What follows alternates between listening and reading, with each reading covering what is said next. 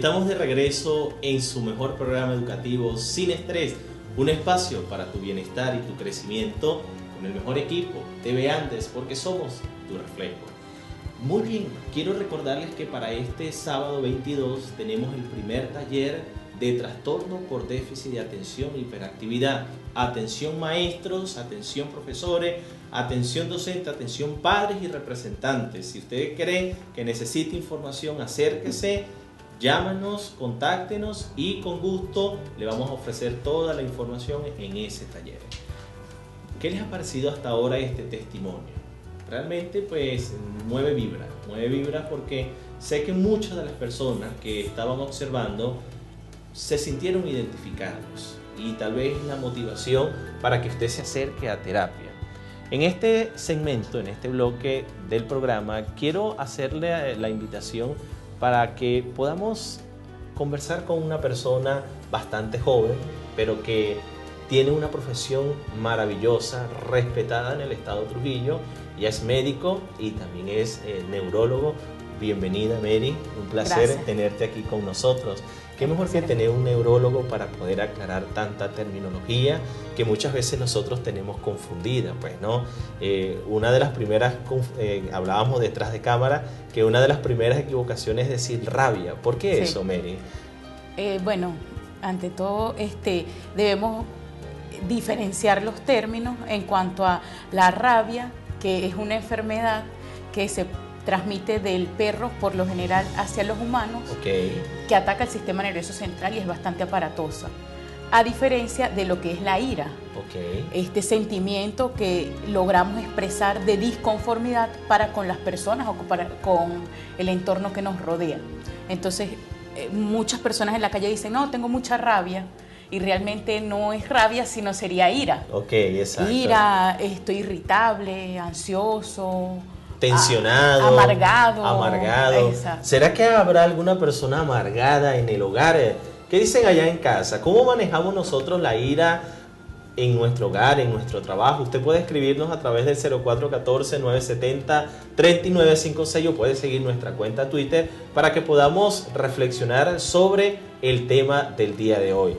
Doctora, llama mucho la atención los pacientes que van a terapia y dicen, yo primero iba a ir al neurólogo, pero como que me parecía que no era tan importante ir y preferí venir al psicólogo primero. Mi pregunta con respecto a esto, ¿en qué momento una persona que sufre de esta emoción tan irritable que no se le puede hablar debe acudir a un neurólogo? Bueno, en primer momento, si nosotros comenzamos a notar en la pareja o en el entorno familiar que vemos a alguna persona que está molesta todo el tiempo, que tiene alteraciones de conducta, que no se puede comunicar con las demás personas, pues es el momento de acudir tanto al psiquiatra como al neurólogo para determinar si hay alguna alteración en los neurotransmisores para que se produzca este tipo de reacción hacia las demás personas, ¿no? Es decir, que hay una condición, puede haber una condición orgánica para que la persona se comporte de esta manera. Sí, definitivamente sí pudiera haber una condición orgánica. De hecho, debemos ver si el paciente o si la persona tiene estos trastornos de conducta que son de manera aguda, que los empieza a presentar que era una persona tranquila y posteriormente se hace agresivo, hostil, irritable, que empieza hacia la violencia. Debemos descartar que no haya algún trastorno o psiquiátrico o neurológico que esté influyendo en este paciente. O sea que estamos hablando de que la emoción de la ira no es solamente cuando yo me pongo bravo, sino que detrás de esa emoción puede existir un condicionamiento orgánico, neurológico, que inclusive las personas a veces no aguantan a esa persona y por más que le insisten, vaya al psicólogo, vaya al psiquiatra, vaya al neurólogo, no lo hacen. Entonces estoy entendiendo como la importancia de poder reconocer no solamente mi historia de vida, porque las emociones se van a ir formando básicamente desde la tristeza, la alegría, el miedo, la ansiedad y la ira, y las vamos a ir expresando progresivamente. Pero ya luego hay como una alteración en ese orden. Pareciera que no solamente yo expreso sino que ya me comporto en función de esa ira, pero no tengo control de esa emoción. Exacto, cuando se empiezan a perder los estribos en esta patología, debemos acudir al especialista, e inclusive debe ser algo multidisciplinario, en ayuda con el psicólogo, porque la terapia de apoyo definitivamente es la que va a ayudar en gran parte, no solo la medicación, sino la terapia de apoyo va a ayudar en gran parte a que el paciente salga adelante. A mí me llama la atención lo siguiente: los estados de agresión que se presentan en algunas personas, cuando uno hace la anamnesis o la historia de vida, uno encuentra de que fueron desde niños, de que desde el preescolar no era un niño que se portaba muy mal, en la escuela era un niño que daba muchos problemas en el comportamiento, en la adolescencia pues era rebelde, y ya luego pues comenzaron a haber problemas sociales graves, como por ejemplo el consumo de droga, el tráfico de droga, el pertenecer a una banda. Las personas no llegan allí por casualidad. Entonces quiere decir que desde la infancia deberíamos como que prestarle mucha atención a este tipo de comportamiento agresivo que está expresando el niño. Sí, definitivamente sí debe haber un seguimiento desde la infancia. Por ejemplo, los niños que presentan hiperactividad, déficit de atención desde la infancia y no son llevados al médico porque los padres dicen, no, ese era un niño intranquilo, él era rebelde, era así. No, probablemente sí tenía su patología de base y si no fue tratada pudiera desarrollar un trastorno psiquiátrico a largo plazo. Exacto, pero hay un mito que impide que no lleven al niño al neurólogo, al psiquiatra o al psicólogo, que es la parte de la medicación. Hay un mito que dice que, por ejemplo, los medicamentos que se le dan a un niño que tiene problemas de hiperactividad es para sedarlo, es para tenerlo dormido todo el día, y entonces desde allí obviamente ningún padre va a querer llevar a su hijo a un médico neurólogo, por ejemplo.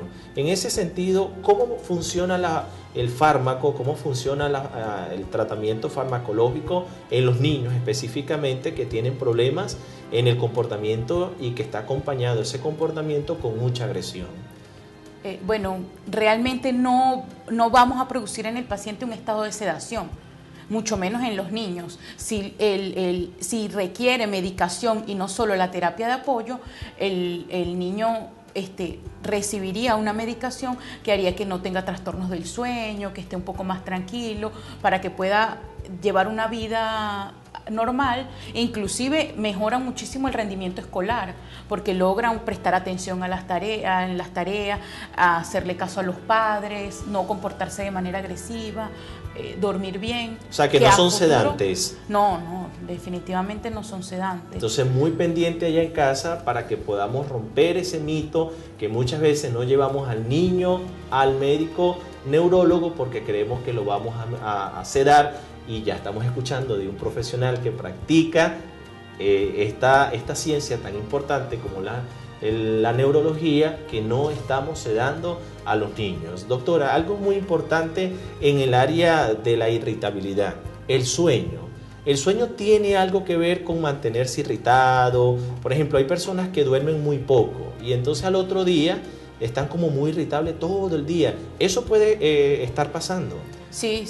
De hecho, si la persona tiene un trastorno del sueño, ya sea para conciliar el sueño o para mantener el sueño durante la madrugada, va a sentir durante el día fatigabilidad, cansancio, va a estar durmiéndose en cada rincón. Eso lo va a poner de mal humor porque no puede hacer sus actividades de la vida diaria como debería. Entonces, si no se maneja este trastorno del sueño, el paciente durante el día va a estar sumamente irritable. ¿La alimentación va a jugar un papel importante?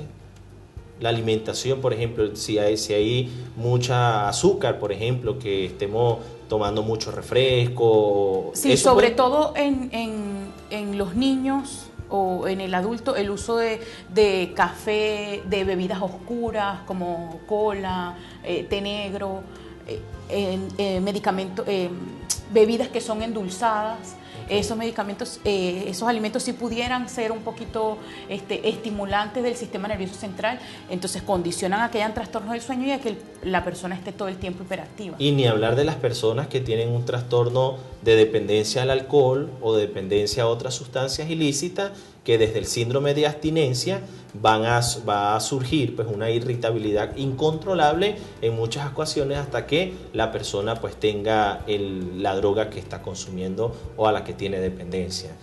Así que muy pendiente de todas estas informaciones para que podamos tener un control, para que ya vamos a llegar a esa parte de cómo manejar, cómo tener ese control, pero es importante cuáles son esos estimulantes que nos están afectando o que pudiesen estar afectando los estados de irritabilidad. No se aparte, porque a la pausa vamos a ver las entrevistas que se realizaron en la calle y ver qué conocen, qué dicen las personas acerca de cómo manejar la ira.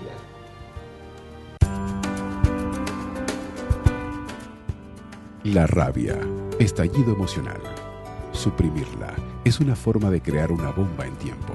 Tarde o temprano la vas a expresar y puede ser de la peor manera. Aplacarla. Con diferentes estrategias puedes aplacar la rabia y no llegar a la irracionalidad. Violentarse es la manera más irracional de expresar la rabia. Expresarla. A través de la asertividad puedes legitimar tu molestia sin agredir a nadie ni a ti mismo.